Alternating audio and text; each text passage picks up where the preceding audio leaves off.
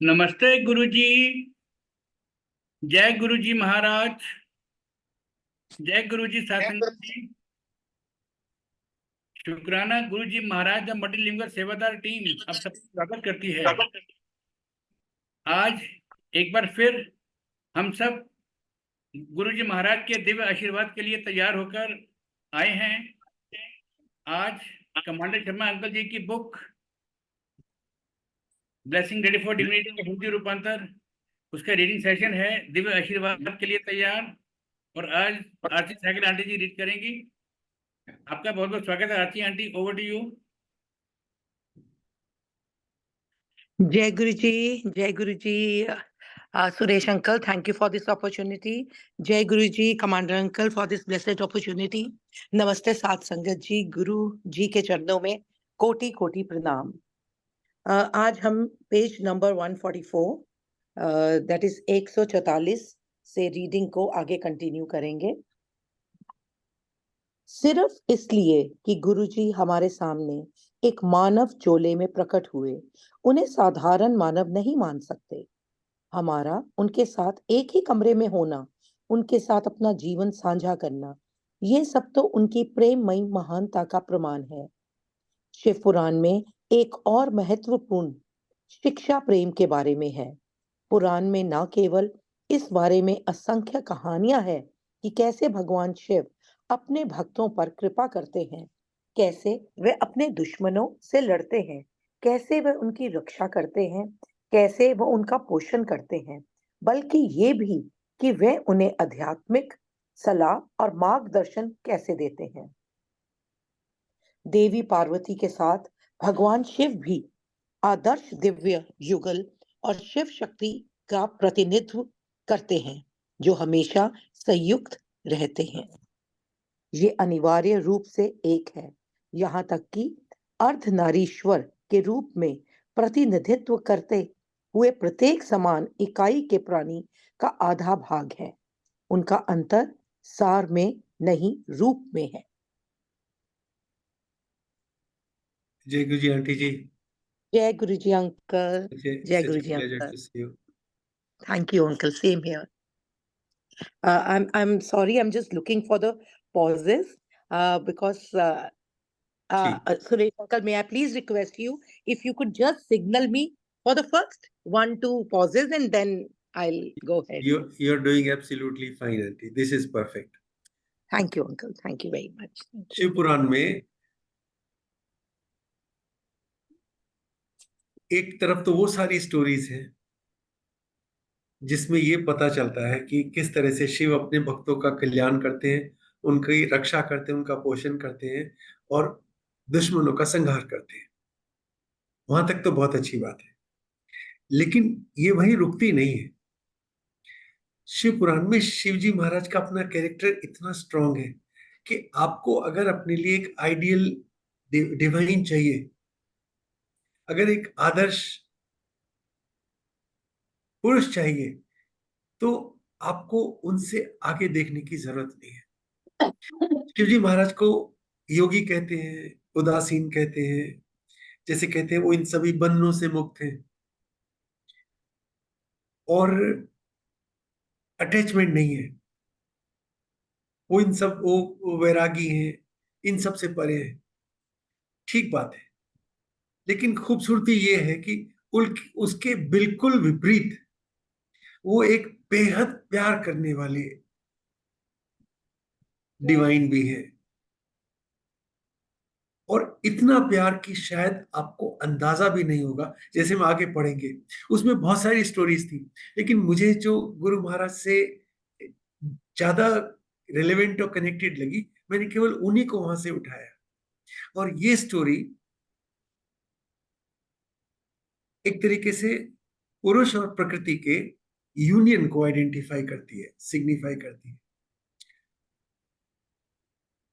बहुत आप पढ़ भी ले तो भी शायद आपको, जब तक आप इस दृष्टिकोण से नहीं पढ़ेंगे कि मां पार्वती का स्थान क्या है शिव महाराज के जीवन में, मां सती का क्या स्थान था शिव महाराज के जीवन में, और वो किस तरीके से उनके जीवन में आई और उनका क्या इंपैक्ट रहा। तो तब आप ये समझेंगे कि बिना बिना माँ पार्वती के शिव शिव हो ही नहीं सकते। वो केवल आधे हैं। अर्धनारीश्वर इसीलिए कहते हैं कि उनका आधा हिस्सा तो प्रकृति है, यानी माँ है, और आधे वे स्वयं है, और दोनों को मिला के ही वो शिव है। और जब आप इस चीज को अप्रिशिएट करते हैं तो फिर ये भी अप्रिशिएट करेंगे कि वो एलिमेंट केवल वहां तक नहीं रुका। हम सबके जीवन में एक पुरुष का एलिमेंट है और एक प्रकृति का एलिमेंट है, और जो पुरुष उस प्रकृति के एलिमेंट का सम्मान नहीं करता ना, वो शिव का भक्त नहीं हो सकता, क्योंकि उनके जो आइडियल हैं वो बिल्कुल अलग तरीके के हैं। और हम उसे पढ़ेंगे तो मैंने इस बात को केवल इस तरह से थोड़ा सा कह के छोड़ दिया कि वो हमेशा एक है, अनिवार्य रूप से एक है, अलग नहीं हो सकते हैं। भले ही आकार में, कहानी में, देखने में आपको वो अलग प्रतीत हो, लेकिन वो केवल दिखने में है। जहां तक शिव का सार है वो कंबाइंड है, माँ उसमें शामिल है, और ये आप स्टोरी में आगे देखेंगे। जी आंटी जी। जी अंकल। शिव पुराण में भगवान शिव और देवी पार्वती को उच्चतम स्तर के वैवाहिक प्रेम की स्थिति में दर्शाया गया है। दिव्य युगल को सबसे पहले भगवान शिव और देवी सती के रूप में देखा जाता है। महान देवी के पिता दक्ष प्रजापति हैं, जो प्रजा के स्वामी एक दिव्य राजा हैं। देवी सती का जन्म उनकी बेटी के रूप में सृष्टिकर्ता ब्रह्मा की मध्यस्थता से हुआ था, जो दुनिया को कई गुना बढ़ता हुआ देखना चाहते थे। दिव्य सृष्टिकर्ता के रूप में वे मूल रूप से प्रकृति ही है, और केवल ब्रह्मा और दक्ष की इच्छाओं को पूरा करने के लिए भौतिक रूप धारण करती है। वे भगवान शिव से शादी करती है। आंटी जी, यहाँ पे एक चीज कहना चाहूंगा। शायद हम सब टेक्स्ट नहीं पढ़ रहे हैं, तो सबटेक्स्ट में एक छोटा सा रेफरेंस है। रेफरेंस ये है कि जब माँ सती ने डिसीजन लिया, यानी कि मैं उनकी प्रार्थना से, उनकी तपस्या से खुश होके प्रजापति की बेटी के रूप में आऊंगी, तो उन्होंने एक कंडीशन रखी। और एक कंडीशन रखी कि प्रजापति, मैं आपकी पुत्री बन के अवतार ले लूंगी, मगर एक व्रत लेना होगा, और वो ये कि यदि भविष्य में आप मेरे प्रति कम सम्मान करते हैं तो मैं अपना शरीर त्याग दूंगी, मैं खुद को अपनी आत्मा में वापस ले लूंगी और दूसरा रूप धारण कर लूंगी। यानी यानी जब आपके घर में कन्या आती है ना, तो आपकी तपस्या का फल है। प्रजापति को भी तपस्या करनी पड़ी थी अपने घर में मां सती को पुत्री के रूप में प्राप्त करने के लिए, और वो तपस्या का फल तो मिलता है, लेकिन इस कंडीशन के साथ आपके घर में आती है पुत्री कि आप उसका सम्मान कब नहीं करेंगे, और अगर करेंगे तो आप एक तरीके से माँ का अपमान कर रहे हैं। आगे जी आंटी जी। शिव पुराण में दक्ष की प्रार्थना और तपस्या के प्रति माता सती का उत्तर इस प्रकार है। आपकी भक्ति के अधीन दक्ष, मैं महान देवी आपकी पत्नी से आपकी बेटी के रूप में जन्म लूंगी, इसमें कोई शक नहीं है। निष्पाप मैं कठोर तपस्या करूंगी और शिव की पत्नी बनूंगी, जब मैंने उनसे उस प्रभाव का वरदान प्राप्त कर लिया है। अन्यथा वस्तु की मूर्ति का कोई मौका नहीं है। प्रभु सभी विपथन से मुक्त हैं। ये सदाशिव के पूर्ण अवतार हैं, जो ब्रह्मा और विष्णु द्वारा सेवा किए जाने के योग्य हैं। मैं सदा उनकी दास, हर जन्म में उनकी प्रिय अवतार, अनेक रूपों में प्रकट होने वाले शिव ही मेरे स्वामी हैं। ये उन्हीं की कृपा थी कि वे ब्रह्मा की बाहों के माध्यम से प्रकट हुए। मैं भी उन्हीं की कृपा से और उनकी आज्ञा से अवतरित होंगी, पर हे प्रजापति, आपको एक व्रत लेना होगा। ये एक पूर्व शर्त है। मैं आपको बताती हूँ, ये सच है, कभी झूठ नहीं। कृपया समझें, यदि भविष्य में आप मेरे प्रति कम सम्मान करते हैं तो मैं अपना शरीर त्याग दूंगी। मैं खुद को अपनी आत्मा से वापस ले लूंगी या दूसरा रूप ले लूंगी। ये सत्य है। And this is from Rudra Samhita, the Shiva Purana, khand 1। Aunty जी, इसका थोड़ा सा जिक्र मैंने किया था, तो आप यहाँ पे देखिए कि कितना महत्वपूर्ण अ, वर्णन है ये। अ, इसको ज्यादा एक्सप्लेन करने की तो जरूरत नहीं है, लेकिन मुझे ये बहुत महत्वपूर्ण लगा शिव पुराण के अंदर, तो मैंने सोचा इसको यहाँ पर इंक्लूड करना चाहिए। माँ सती की कंडीशन है, वो प्रकृति है। पुरुष प्रकृति के बिना कुछ नहीं होता।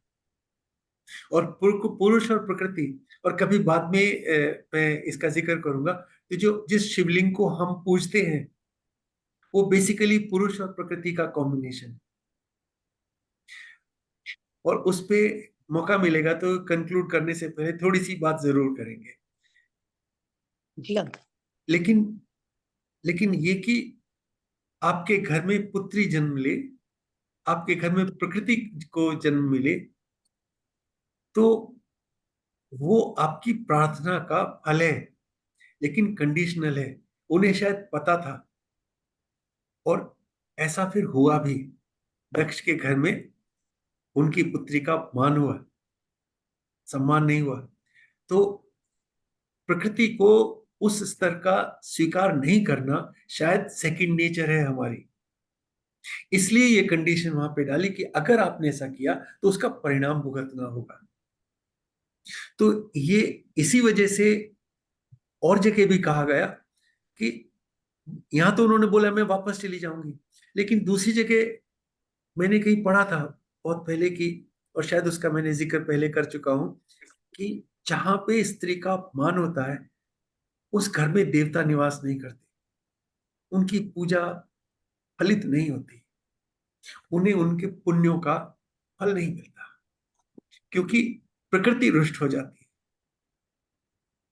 तो इस महत्व को यहां समझना बहुत जरूरी है, और ये हम सब के लिए शिव पुराण का शायद सबसे बड़े लेसन्स में से एक है, और ये स्टार्ट है, और ये मॉडर्न टाइम्स के लिए बहुत रेलेवेंट है। इसलिए सब्जेक्ट, इस चैप्टर का नाम शिव पुराण फॉर द मॉडर्न टाइम्स है, कि आधुनिक समय में शिव पुराण किस तरह से हमारे जीवन को प्रभावित करती है। तो ये उसका एक छोटा सा एक तरह से कहूं अंश है। जी आंटी जी। राजा दक्ष अपने दामाद के साथ अच्छे संबंध नहीं रखते हैं। वे भगवान शिव को एक तपस्वी के रूप में देखते हैं, जो देवताओं की श्रेणी में नहीं गिने जाते हैं। वे एक बड़ा यज्ञ करते हैं, लेकिन उसमें भगवान शिव या देवी सती को आमंत्रित नहीं करते हैं। जब देवी सती को यज्ञ के बारे में पता चलता है, तो वह इसमें शामिल होने की इच्छा रखती है, क्योंकि वह स्वाभाविक रूप से अपने मायके से जुड़ी होती है। भगवान शिव ने उन्हें सलाह दी कि बिन बुलाए किसी भी स्थान पर ना जाना ही बेहतर है। लेकिन जब वह खुद को संयमित करने में असमर्थ होती है, तो उनके आदर्श पति होने के नाते भगवान शिव उन्हें अपनी पसंद का निर्णय लेने देते हैं। आंटी जी, आगे पढ़ने से पहले मैं आपको बताऊं, इसमें एक बहुत महत्वपूर्ण सेंटेंस है। मैंने बहुत पहले एक स्टोरी पढ़ी थी, उसको तो नहीं सुनाऊंगा, लेकिन उस स्टोरी का सार बता। और उसका सार ये है कि अगर आपसे एक एक सेंटेंस में पूछा जाए कि स्त्री को वास्तव में आपसे क्या चाहिए, उस अंग्रेजी स्टोरी का हेडिंग था what does a woman really want. स्त्री को क्या चाहिए? तो आपके मन में आता होगा वो शायद उसको ज्वेलरी चाहिए, घर चाहिए, कपड़े चाहिए, फलाना ढिमकाना। कुछ नहीं, उसको केवल एक चीज चाहिए, कि आप उसको अपने निर्णय खुद लेने दें।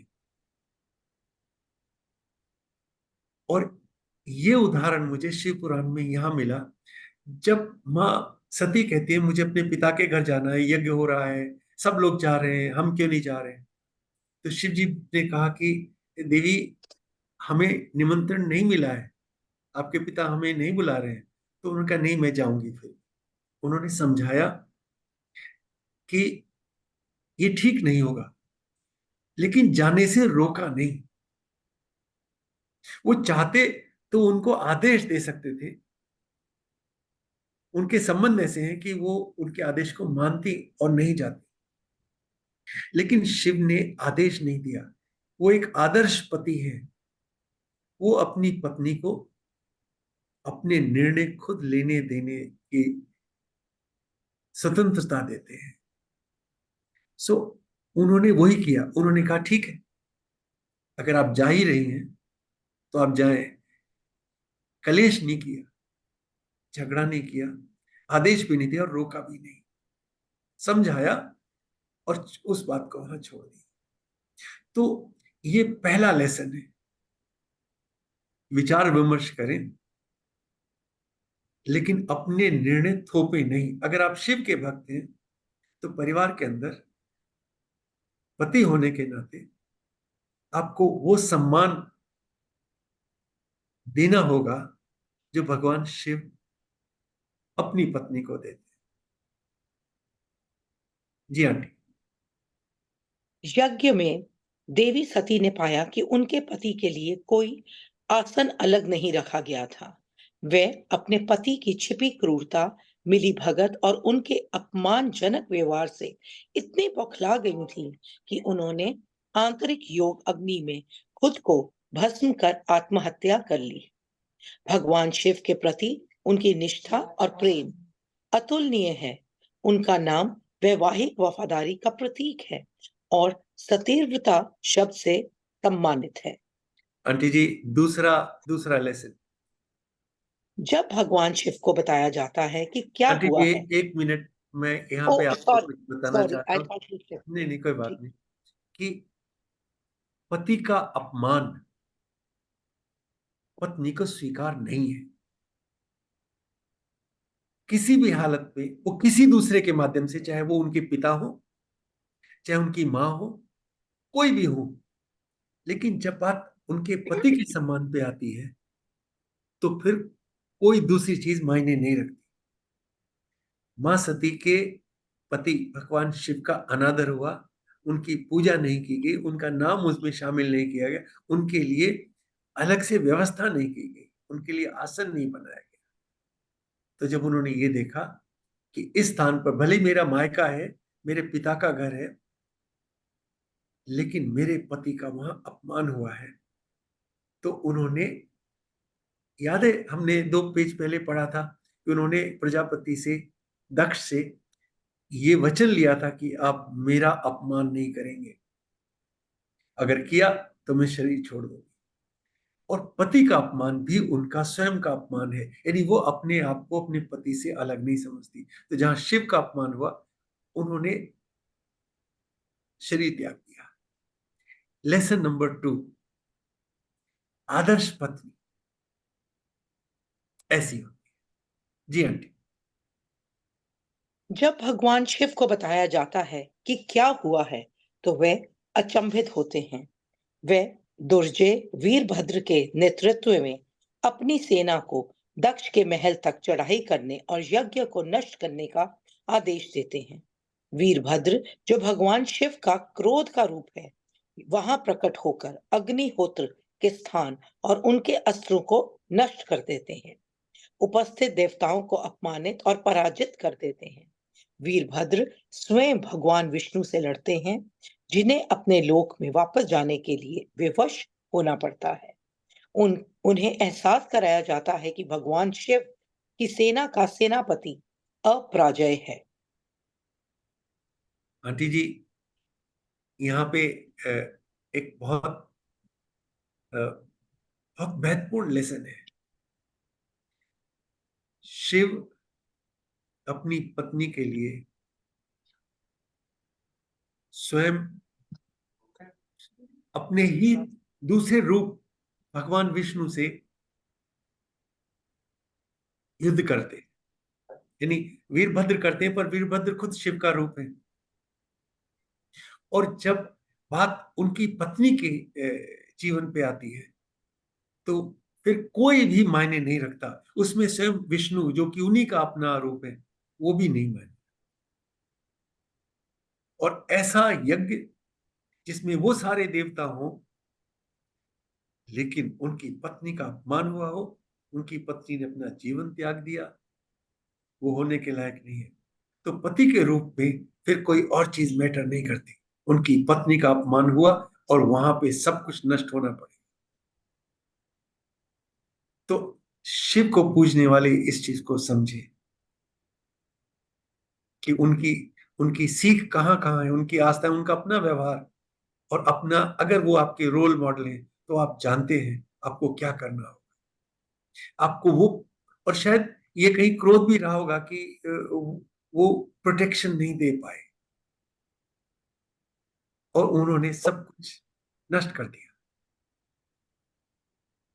लेसन ये कि वो स्वयं खुद से लड़ जाएंगे अगर बात उनकी पत्नी के ऊपर आएगी। जी aunty ji. Very deep uncle what you said.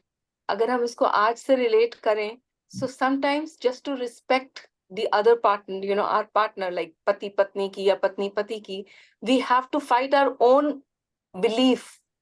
जो चीज शायद मुझे ठीक नहीं लग रही, but if it is good for my husband's respect, I must fight it out. कि शिव भगवान अपने ही स्वरूप विष्णु जी से लड़ रहे हैं, so द्वंद्व तो हमारे अंदर भी जारी ही है, and we have very to. Very What a well से beautiful lesson for us. What a beautiful lesson for us. कि खुद से हमें लड़ने अपने की। आप को साइड में रखना है, सामने वाले की इज्जत को पहले देना है. Like that बिल्कुल, has to be the first priority. What a absolutely. beautiful way. Today, you know, I've read it so many times, and when you were narrating, then only I could just learn this today. Thank you. Say it जी one more aunty. time. हाँ जी बेटा। I'm just requesting Seema auntie to say this one more time.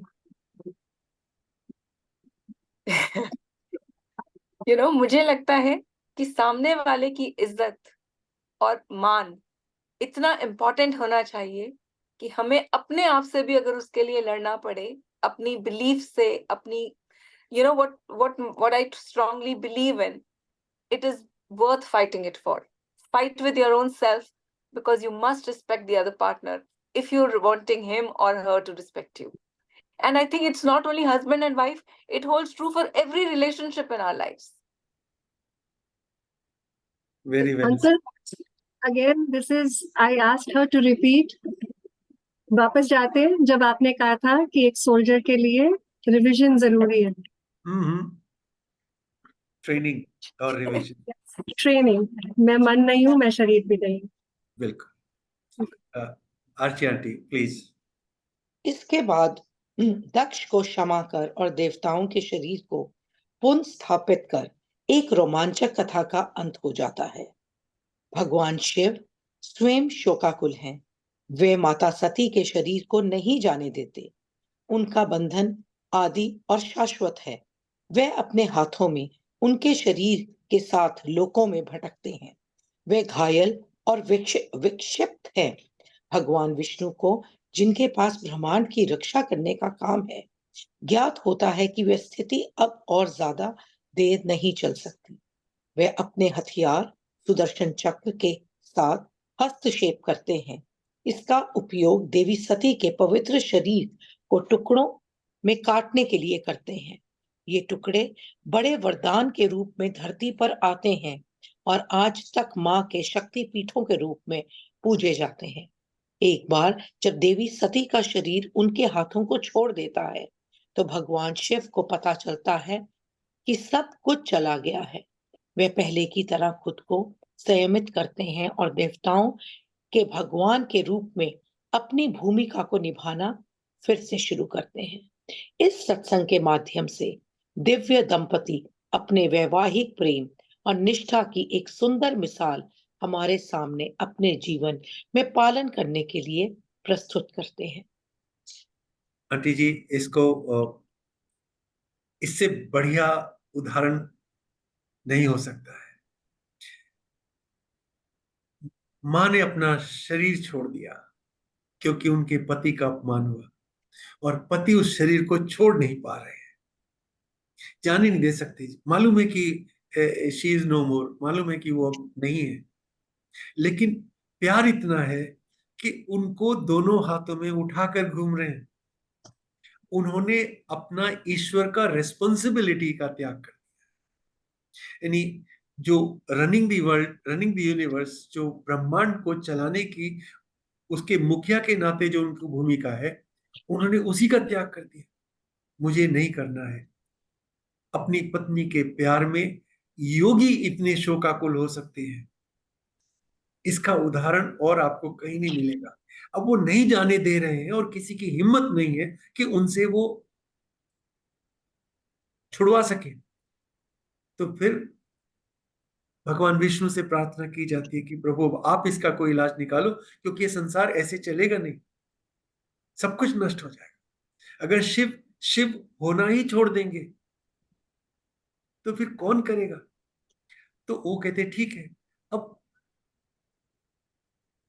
Shiv भगवान घूम रहे हैं उनके शरीर को हाथ में लेके, और जहां जहां जा रहे हैं कहीं कहीं धीरे धीरे चक्र सुदर्शन से उनके टुकड़े किए जा रहे हैं और वो टुकड़े गिर रहे हैं।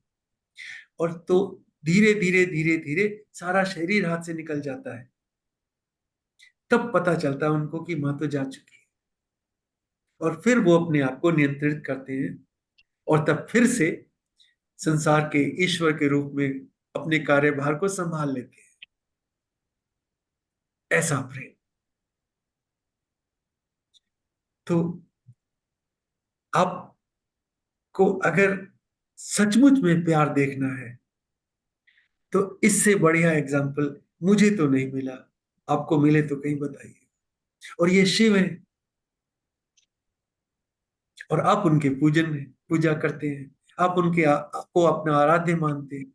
और अगर आप उनको आराध्य मानते हैं तो उनके उनके जो कैरेक्टर है उससे आपको सीख तो लेनी होगी। और अगर नहीं ले रहे हैं तो फिर आप किस बात के भक्त हैं? आपकी निष्ठा में प्रश्न चिन्ह तो आ ही गया, क्योंकि या तो आप पूरे भक्त हैं या तो आप नहीं हैं।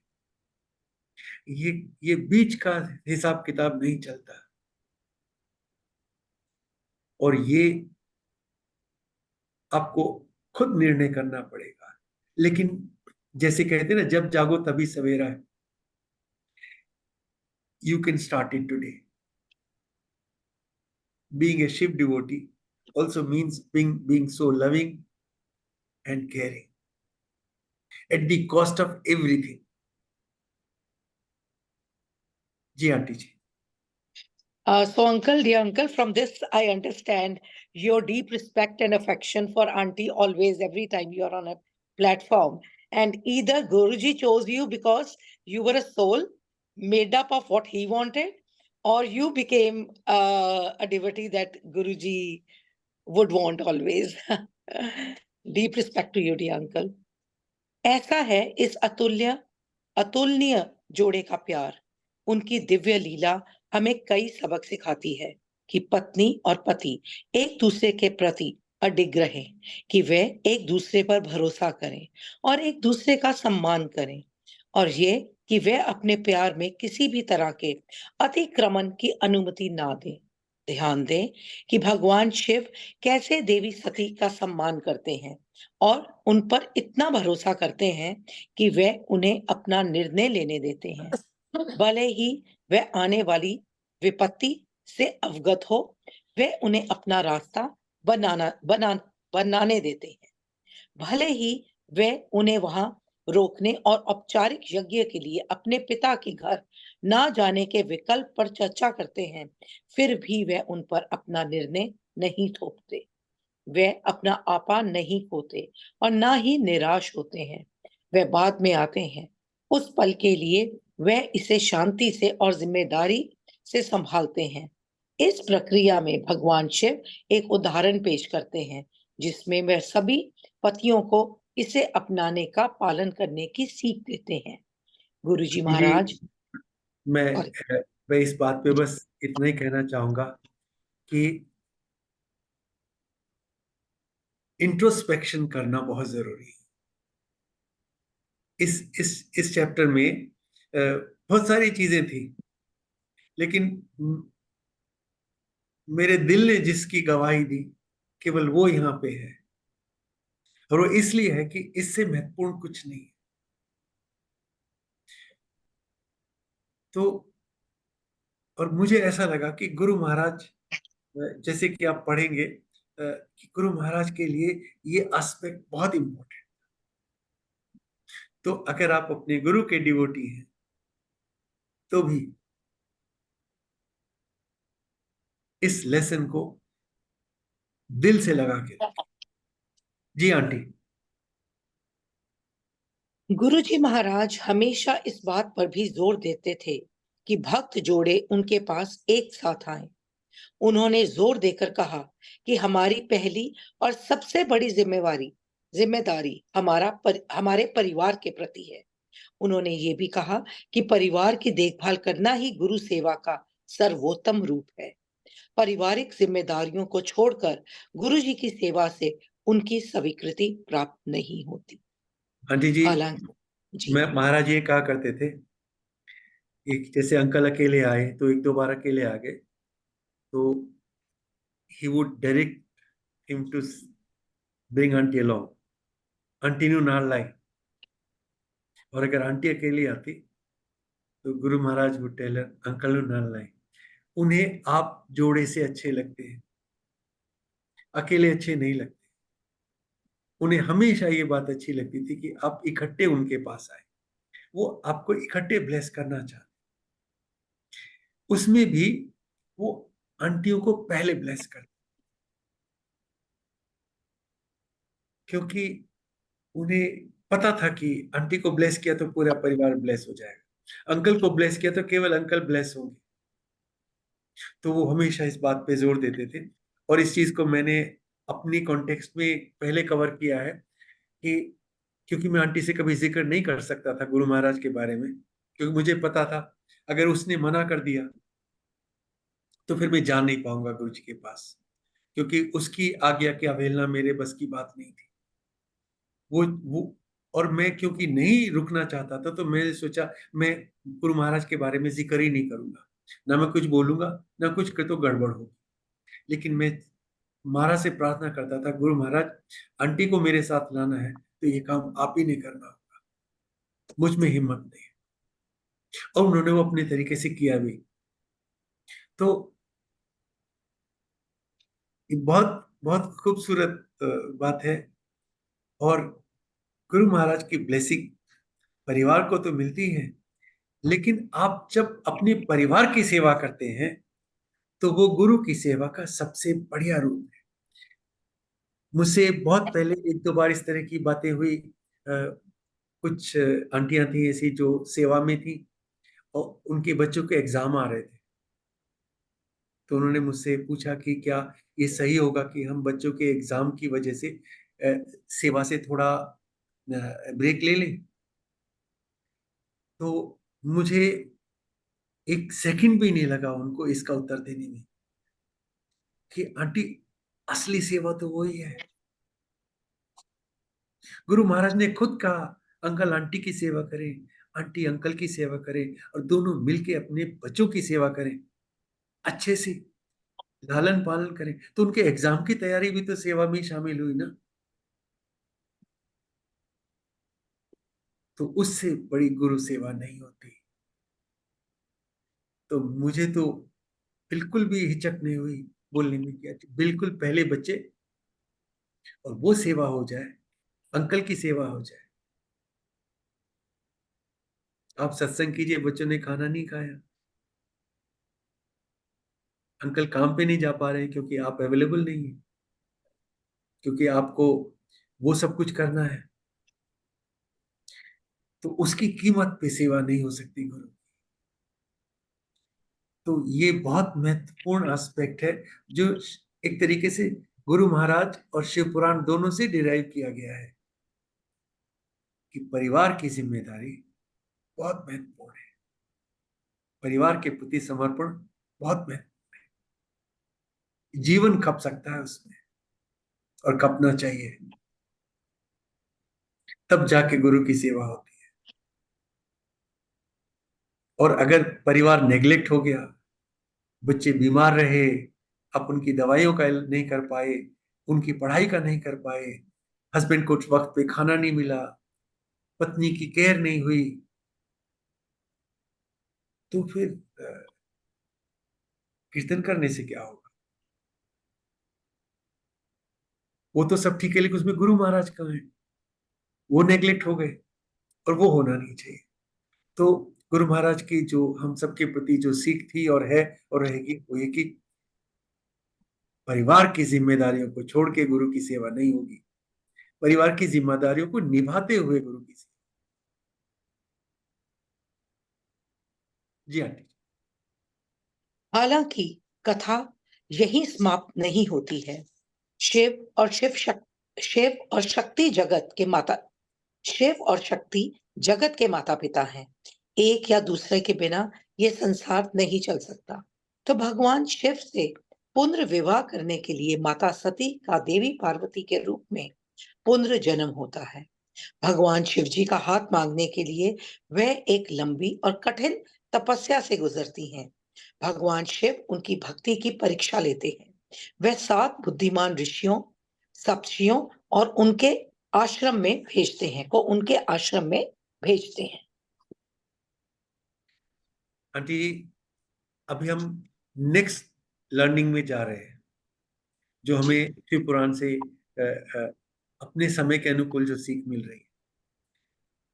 मां सती चली गई, लेकिन मां तो अब भी चाहिए। पुरुष और प्रकृति में केवल पुरुष या केवल प्रकृति नहीं काफी है, अब उनको फिर से आना है शिव के पास, और उसकी फिर से प्रोसेस होती है। वो फिर से जन्म लेते हैं, फिर से आते हैं और तपस्या करते हैं, और उनकी परीक्षा के लिए भगवान शिव सप्तऋषियों को भेजते हैं। और सप्तऋषि उनकी परीक्षा लेते हैं। तो यहाँ पे केवल एक सेंटेंस काफी है कि गुरु भी परीक्षा तो लेते हैं। वो बहुत बार आपको उन परिस्थितियों में डालते हैं जिसमें आपकी रिएक्शन कैसी भी हो सकती है, और फिर वो जानना चाहते हैं कि आपने कैसे रिएक्ट किया। उससे ये तय होगा कि आप किस स्तर के डिवोटी हैं। और सच बताऊं, हम सब, मैं इंक्लूडेड, और मैं तो खैर खास तौर से बहुत ही छोटे लेवल पे हूं, क्योंकि गुरु महाराज की परीक्षा में खरा उतरने की स्थिति में हम नहीं पहुंचे। हम तो अभी इस स्थिति में नहीं है कि हम उस परीक्षा में बैठ भी सकें, लेकिन जिस हाल में महाराज रख रहे हैं उसमें खुश है। जी आंटी जी। उनका काम उसे इस तरह के अकल्पनीय उद्देश्य का प्रयास करने से रोकना है। ऐसे भगवान शिव से विवाह, जिन्होंने कामदेव को नष्ट कर दिया था, वे अपनी तरफ से पूरी कोशिश करते हैं, लेकिन देवी पार्वती दृढ़ है। वह ऋषियों से कहती है कि वह जानती है कि शिव कौन है, और उनके चतुर तर्क उन्हें धोखा नहीं दे सकते। ऋषियों ने जो कुछ बताया उससे भगवान शिव प्रभावित हुए, लेकिन उन्होंने स्वयं इसकी पुष्टि करने का फैसला किया। वह ब्राह्मण के वेश में देवी पार्वती के पास जाते हैं। वह मां पार्वती की परिचारक मित्र जया से देवी पार्वती की तपस्या के उद्देश्य के बारे में पूछते हैं। जया उन्हें पूरी कहानी सुनाती है, जिस पर ब्राह्मण कहते हैं कि वह इसे सीधे देवी पार्वती से सुनना चाहेंगे। ना भगवान शिव को अपने और अपने भक्तों के बीच बिचौलिया पसंद है, ना ही गुरुजी महाराज को। दोनों अपने भक्तों के साथ सीधे संबंध पर जोर देते हैं। देवी पार्वती बताती है कि उनकी तपस्या का उद्देश्य भगवान शिव से विवाह करना है, जिस पर ब्राह्मण शिव जी के चरित्र के बारे में कोई अपमानजनक टिप्पणी करते हैं। जिस पर ब्राह्मण शिव जी के चरित्र के बारे में कई अपमानजनक टिप्पणी करते हैं। देवी पार्वती क्रोधित होती है। देवी पार्वती अपने आप को एक तपस्वी के छल और कपट से दूर होने का और अपनी जान लेने का फैसला करती है।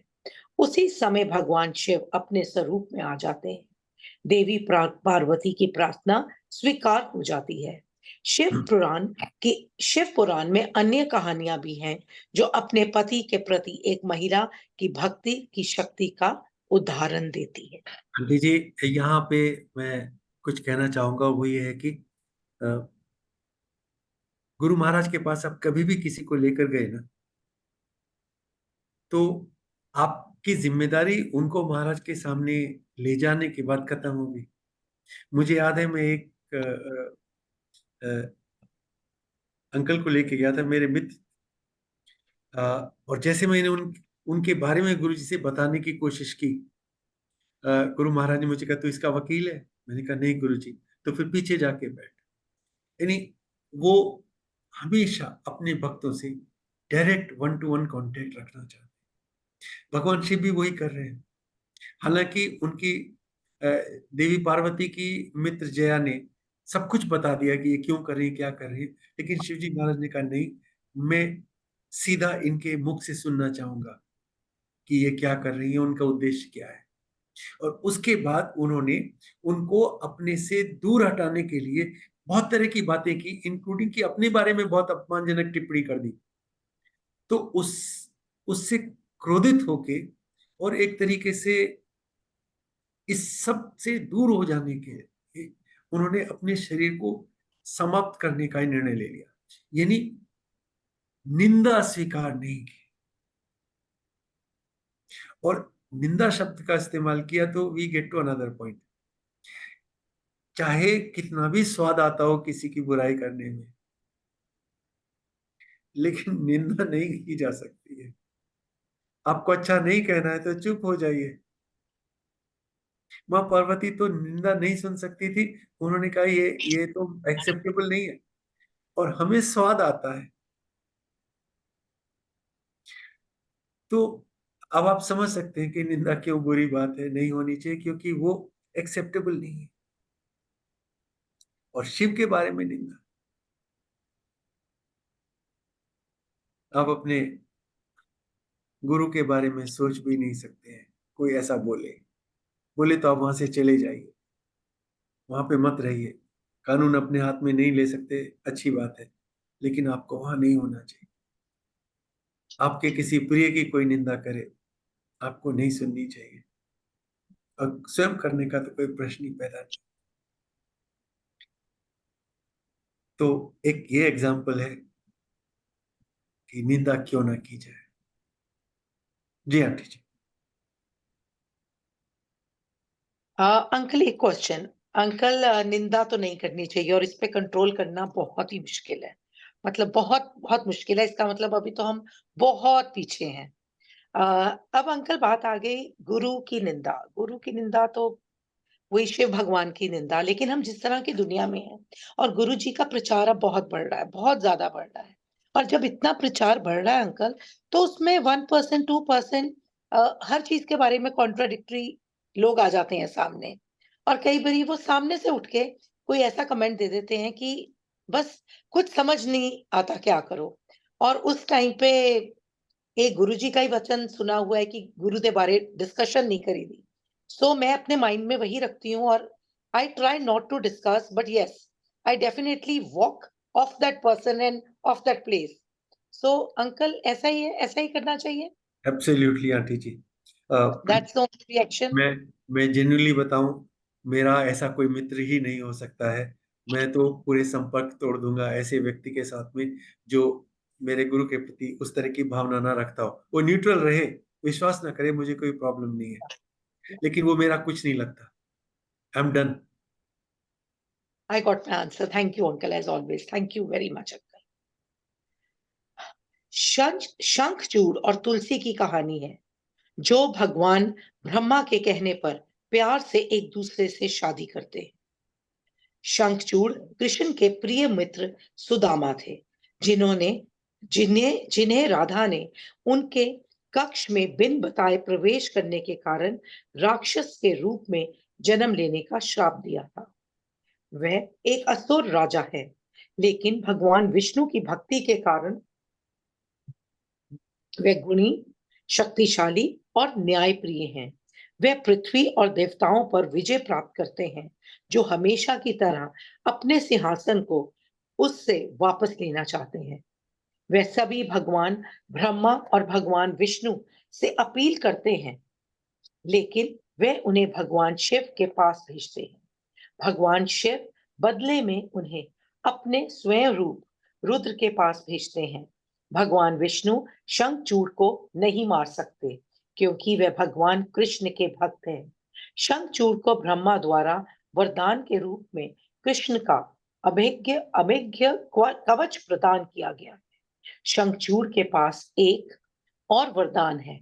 जब तक उनकी पत्नी तुलसी उनके प्रति सच्ची और वफादार है, तब तक उन्हें हराया नहीं जा सकता।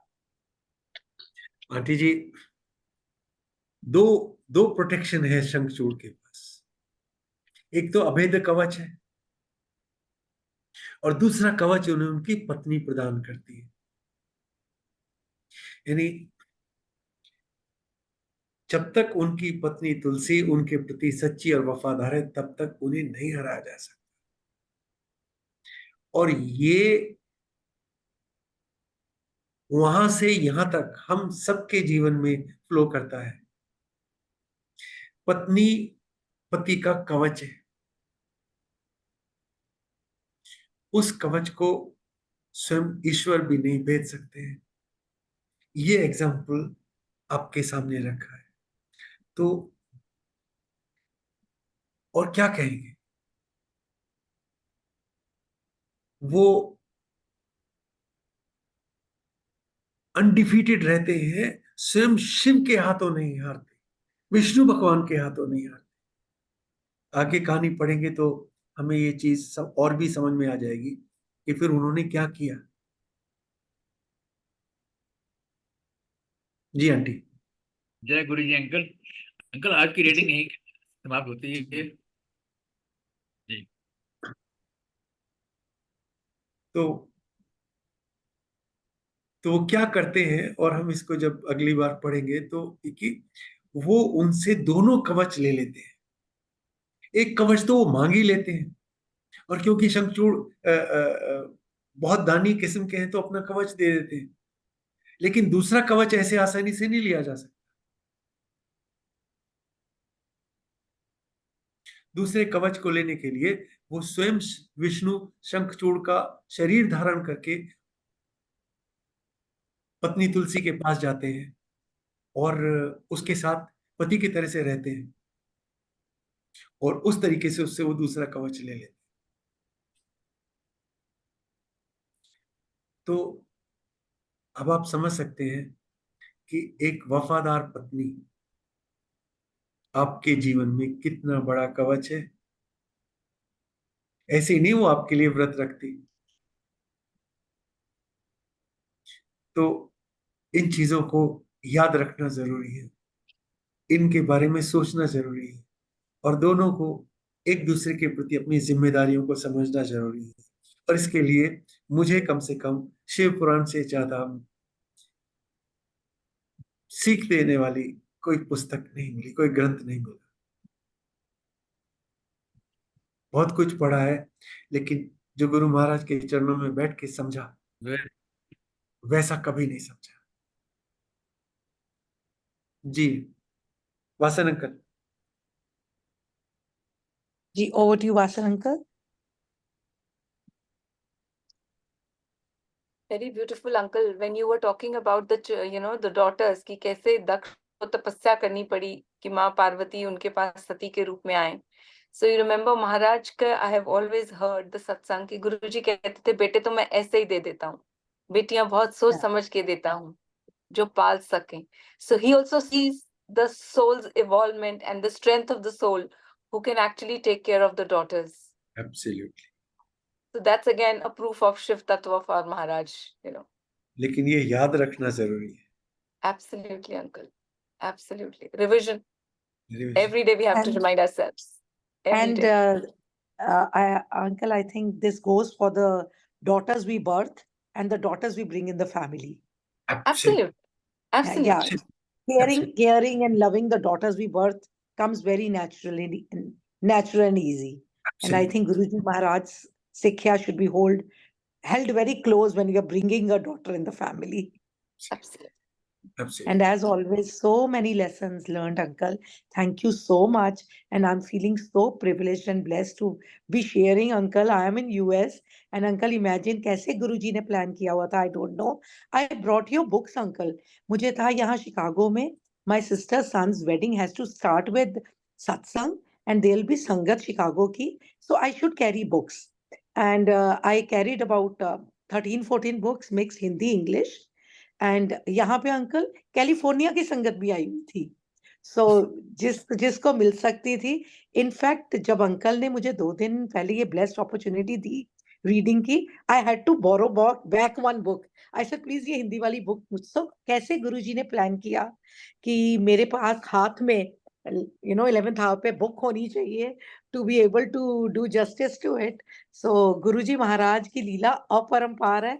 कैसे वो पूरा, हमें लगता है हम अपनी टूर प्लानिंग हम कर रहे हैं या कोई ट्रेवल एजेंट कर रहा है, but no, he is the master planner.